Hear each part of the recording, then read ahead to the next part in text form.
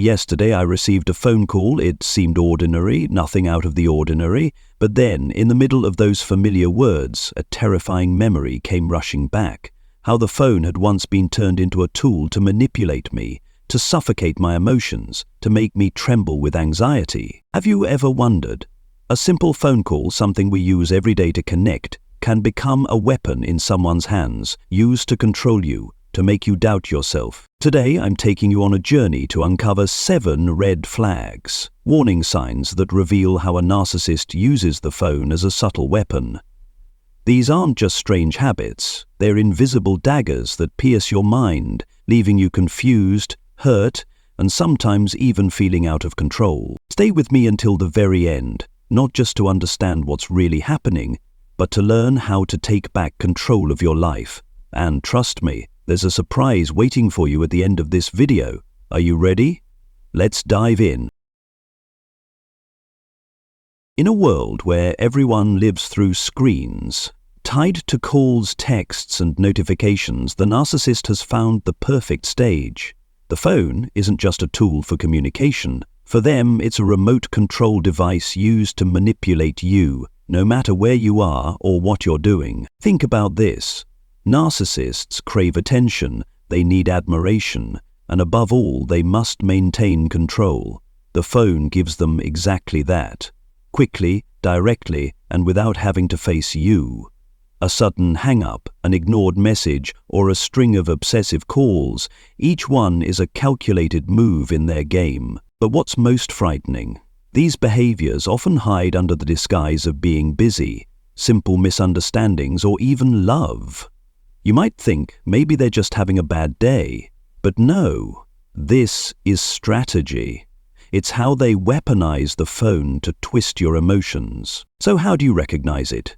Picture this, you just said no to one of their unreasonable demands, and suddenly there's silence on the other end of the line. How do you feel? Anxious? Guilty? That's exactly when their game begins. Let's break down these 7 red flags, one by one, so you never get trapped in their game again. Red flag 1. The hang-up power play, hanging up to punish you. Let me tell you a story. I once refused to give my mother some money she was demanding, not because I didn't want to help, but because I truly couldn't. She kept calling, her tone growing more intense with each call. I patiently explained, I don't have it, I really can't do it. And then, in a split second, just as I stood firm in my decision, BAM! The line went dead. She hung up without a word. My heart pounded. A wave of anxiety crashed over me, like I had just committed some unforgivable crime. This is the first red flag, hanging up as a form of punishment. A narcissist doesn't hang up just to end the call. They do it like an emotional punch to the gut. It's their way of punishing you for stepping out of the script they've written, for daring to say no or refusing to submit. In psychology, we call this a narcissistic injury. Their ego is so fragile, so easily wounded, that even the smallest rejection feels unbearable. But it's not just about hanging up. Think deeper. When they abruptly cut you off like that, they know exactly what's coming next. They know you'll spiral into panic, wondering, what did I do wrong? Are they mad at me? They understand that silence, that sudden emptiness, will trigger your fear of abandonment, and that fear is their true weapon. They don't have to say a word. Their absence alone is enough to break you down. I fell into that trap after my mum hung up. I couldn't handle the anxiety. I called her back, my voice shaking. I'm sorry, Mum. I didn't mean to upset you. I even gave her all my savings. Not because I wanted to, but because I felt I had to, just to ease her anger and to ease my own guilt. That's exactly what they want, to program you into a people pleaser, someone who sacrifices themselves just to keep the peace. But here's what I wish I had known sooner. You don't have to play by their rules. When they hang up, it's not your failure, it's theirs. It's their inability to face reality. They want you to call back, to apologize, to cave in, but you have another option. Don't call back right away. Let them sit in their own silence. Let them wonder why you're not chasing after them. That's how you start breaking free from their control. One step, one call at a time. Red flag 2. The distraction game.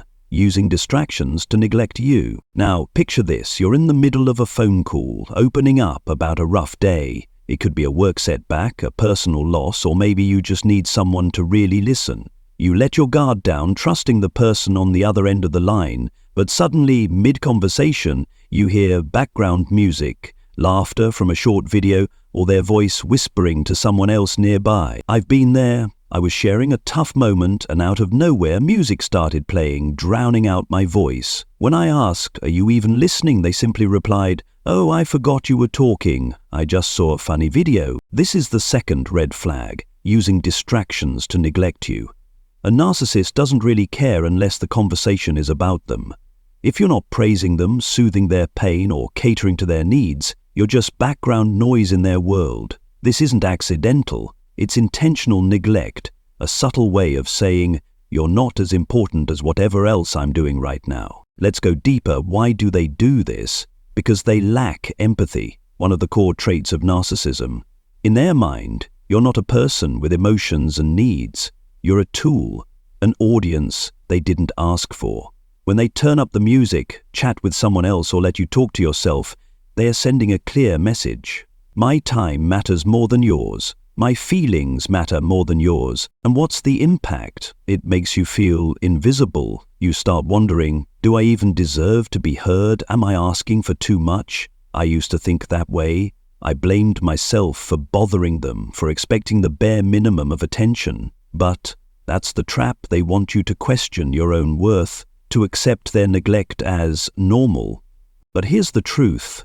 Their neglect doesn't reflect your value. It reflects their emptiness. Someone who can't give you 5 minutes of genuine attention isn't busy. They're incapable of caring. So next time this happens, call it out. I need you to really listen to me right now. And if nothing changes, walk away. You shouldn't have to compete for attention from people who only know how to take without giving. Your time deserves to be respected. Red flag 3. The ghostly cameo, showing up just to unsettle you. This story still haunts me to this day. I was on a call with my mother, a call in which I had clearly set a boundary. Please don't call me when Dad is around. I'd worked hard to distance myself from my father, someone who had deeply hurt me in the past. But then, in the middle of our conversation, his voice suddenly cut through the line. "Hi." Just one word, then silence. No explanation, no follow-up, just a cold, brief greeting. My voice began to shake, my body froze in fear. He didn't say another word, but his presence alone was enough to send me spiraling, dragging me right back to those terrifying days. This is the third red flag, appearing like a ghost just to rattle you. A narcissist doesn't have to speak directly to you. They just need to make a brief appearance, leaving a small mark that causes maximum emotional disruption. They might show up during a call you're having with someone else, or snatch the phone out of a loved one's hand unexpectedly. It's a subtle power move, a reminder that they can still invade your space anytime they choose, no matter how far you've tried to run. Let's dig deeper. Why do they do this? Because they feed off your fear. To a narcissist, your anxious reaction is fuel for their ego. When my father chimed in, I knew he was watching, not with his eyes, but with his silence. He was listening for the shift in my voice, waiting for me to stumble, and that gave him a twisted sense of victory. I still have control. They are still afraid of me. That wasn't a coincidence, it was calculated. It was malice wrapped in a single word. Hi. The impact of this behavior is anything but small. For me, it triggered lingering anxiety. Every time my phone rang, I feared hearing a voice I wasn't ready for. It made me feel like I was never truly safe, like my boundaries could be violated at any moment. And that's exactly what they want, to keep you in a state of unease, to make sure you never forget their presence. But you don't have to live like that. The way to fight back is by setting firm, non-negotiable boundaries. I won't continue this call if that person is present. And if they force their way in, hang up. Not to punish, but to protect yourself. Stand your ground, because your peace matters more than their power games. Red flag 4. The monologue trap. Talking non-stop, never listening. There was a time I called a relative just to talk. I was struggling with a personal issue, hoping for some advice or maybe just someone to listen. I started to open up, hoping to find a bit of comfort. But within 5 minutes, they hijacked the entire call. They talked non-stop about their own problems, their victories, their dramas that had nothing to do with me. And then, like some bizarre twist, I found myself comforting them, saying things like, "Yeah, everything's going to be okay," while my own problems were completely brushed aside. I hung up, thinking, what just happened? This is the 4th red flag, the monologue trap. A narcissist will talk and talk and talk. They turn the phone call into a one-person show with only one star, themselves. But when it's your turn to speak, they have zero patience to listen. If the conversation isn't about their greatness, if it doesn't feed their ego, they simply don't care. You become a shadow in their world, a tool for venting or bragging, nothing more. Let's break it down. Why do they do this? It comes from their inflated sense of self. Their ego is so oversized, there's no room left for anyone else. In psychology, this is a core trait of narcissism. They need the spotlight, they need admiration, and if you're not providing that, you become irrelevant to them. When I tried to share my struggles, they didn't just interrupt, they completely redirected the conversation, turning the call into a monologue about their life. It wasn't accidental, it was intentional, a way of reminding me that my needs didn't matter. The impact of this is exhausting. Not just because you're forced to listen, but because you hang up feeling emotionally drained and empty. You forget why you even called in the first place. You forget what you needed. Instead, you become their emotional support system. I used to think, maybe I shouldn't burden them. Maybe I'm being too needy. But that's the trap. They want you to feel that way. They want you to stop seeking support from them altogether. So how do you break free? Interrupt them, not to be rude, but to reclaim your space. I need to talk about me for a moment. And if they won't stop, end the call. You are not their unwilling audience, and you don't have to sacrifice your needs just to keep them happy. Remember this, real relationships are about give and take, not just take. Red flag 5. The call bomb obsessive, calling as a form of control. I remember being in the middle of a hectic day, completely focused, trying to keep everything on track. Then my phone started buzzing, not once, but over and over again. 15 calls from the same person back to back, followed by messages like, "What are you doing? Why aren't you answering me? What's wrong with you?" I felt suffocated, like I wasn't allowed to have my own space, like I couldn't even breathe without having to report in. This is the 5th red flag, obsessive calling to control you. When a narcissist knows you can't answer, maybe you're busy, in a meeting, or simply taking some time for yourself, they'll bombard you with endless calls. This isn't care. Don't confuse it. This is their way of keeping you on a leash, making sure you never escape their control, even for a moment. Let's go deeper. Why do they do this? Deep down, they have an intense fear of abandonment, a fear they'll never admit, but one that drives nearly everything they do. When you don't respond right away, when you show signs of having a life outside of them, their ego feels threatened. If they don't need me, then who am I? That's the question they can't bear to face. So they call and call and call, not to connect, but to pull you back in, to force you to prove that they still matter. But what does this leave you with? A nightmare. You get dragged into unnecessary drama, thrown off balance emotionally, and sometimes even start blaming yourself. Maybe I should have answered, just so they wouldn't worry. I used to do that. I'd pick up the phone, apologizing for ignoring them, even though I hadn't done anything wrong. But that's exactly what they want, to make you feel guilty, to make you believe that your busyness is a sin. Don't fall into that trap.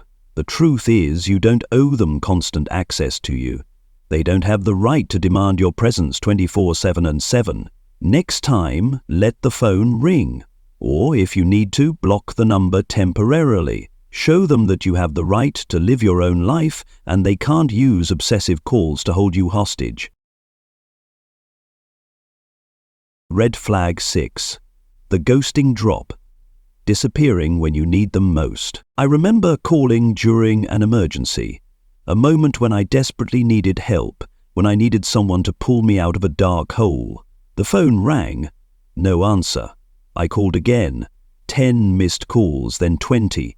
Still nothing.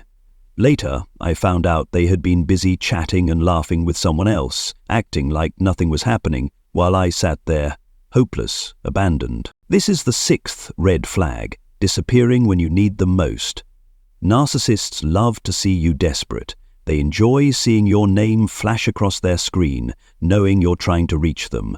But when you truly need them, when you're at your most vulnerable, they vanish. Maybe it's to punish you, maybe it's because they've found a new source of attention, but the reason doesn't really matter. Their actions say it all. Let's look deeper. Why do they do this? Because their indifference is calculated. They're not just ignoring you, they're intentionally leaving you in the void, letting you sit in helplessness. To a narcissist, the fact that you need them feels like a win, but helping you feels like a burden they don't want to carry. They like the idea of you being dependent on them, but they want none of the responsibility that comes with it. When I called during that crisis, they didn't ignore me because they were busy. They ignored me because they chose not to care. The impact of this is cruel.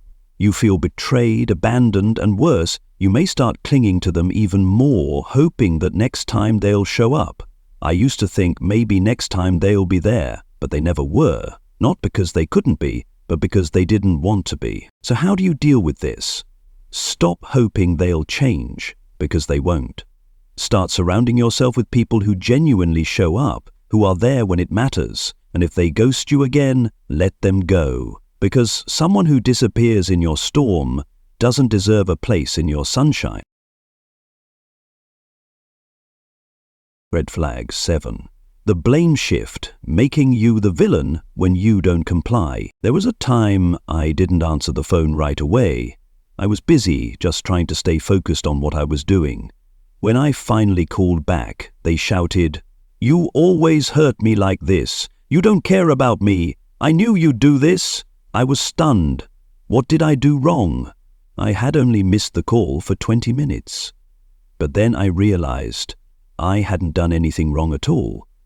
They were just turning me into the villain to cover up their own insecurity. This is the 7th red flag, blaming you when you don't comply. A narcissist will twist everything around to make you the one at fault, no matter what the actual situation is. You don't answer right away? You're selfish. You set a boundary? You're cold. You have your own needs? You don't care about them. Somehow everything becomes your fault.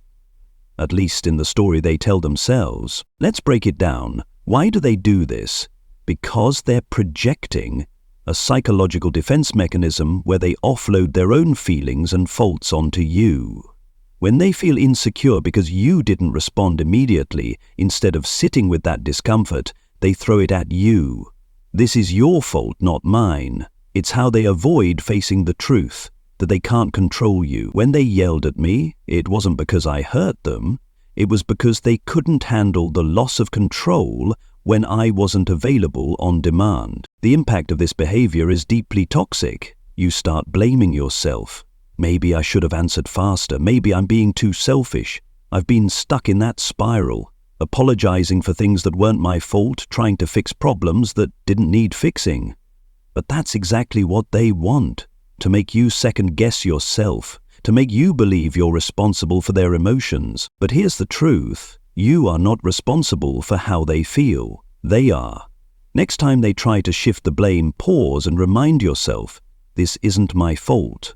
They're choosing this reaction. It's not on me. Don't let them rewrite the narrative to make you the problem. You have the right to live your life without being guilt-tripped for it. Now, we've gone through all 7 red flags, from hanging up to punish, to shifting blame as a form of manipulation. But there's a bigger question we need to ask. Why do we keep getting pulled into these games? Why do we call back, apologize, or try to fix things that were never our fault to begin with? The answer lies in something called trauma bonding. Our brains get wired by past experiences, whether it's from a parent, a friend, or a romantic partner, to believe that we have to please others to keep them close, even if it costs us our own well-being. Many of us blame ourselves. If I were better, if I were more patient, maybe they would change. But here's the hard truth. You can't change a narcissist. They don't want to change. They want you to keep dancing to their tune. Ask yourself this. Have you ever felt like you just couldn't walk away from someone like this? What's holding you back? Share your story in the comments. I'd love to hear from you, because understanding this is the first step toward breaking the cycle and finally reclaiming your life.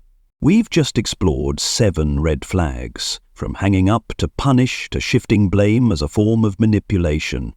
But the most important thing you need to remember is this: the phone itself isn't the problem. It's how they use it to twist your emotions, to turn it into a weapon. That's the real issue. Before you go, do this. Like this video if you found it helpful, subscribe to the channel so you won't miss future content, and tell me in the comments which red flag have you encountered the most in your life. I'll be responding to a few of your comments this week. I truly want to connect with you. You deserve to be heard. You deserve to be respected. Don't let anyone turn your phone into a weapon against you. Take back your power, starting now. Thank you for being here with me. I deeply appreciate it. Every minute you spend learning about these patterns is a step closer to reclaiming yourself, to walking away from people who only take and never give. Let your healing journey begin right here. The music is playing, the sunset is glowing on the screen. Let it remind you that every new day is a chance to live more fully, more authentically, as you. I'll see you in the next video. Until then, stay strong, because you absolutely deserve it.